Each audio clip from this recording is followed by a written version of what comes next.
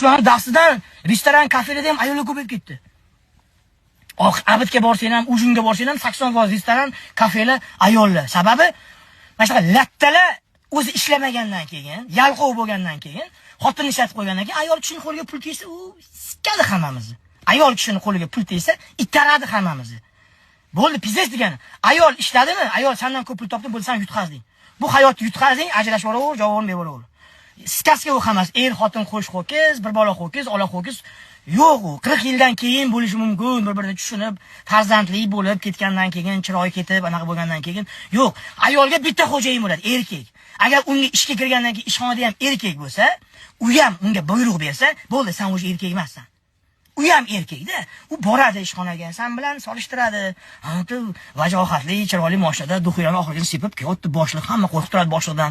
Paxta qo'yadi. Bu boshliq keyin xotiningga buyruq berishni boshlaydi. Shunda xotiningning xo'jayini ikkita bo'ladi.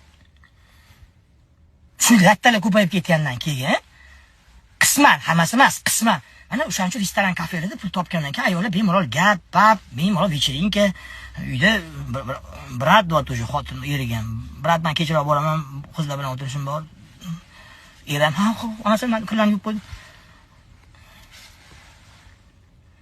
Bolalar, o'zimizni qo'limizda hammasi, o'zimizni qo'limizda.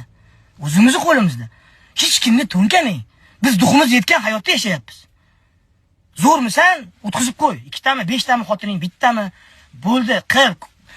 Erkak hamma zarbani qabul qilish kerak. Bilaman, hammamizni ichimizda ichimga aytolmaydigan gaplarimiz bor.